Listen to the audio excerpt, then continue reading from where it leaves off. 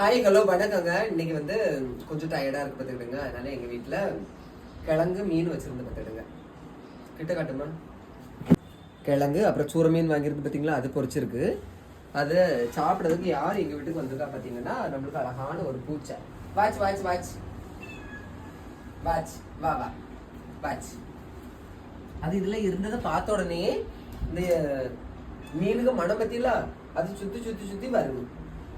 வா watch watch watch watch watch watch. எம்மா அது பயங்கர உசாரா இருக்கு, வரையும் டெங்கு பாருங்க பூச்சி எப்படி வருதுன்னு.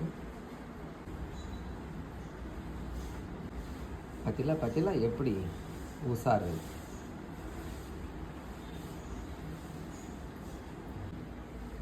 இதுதான் எங்க வீட்டுல உள்ள பூச்சை. மியாவ் சொல்லு மியாவ்.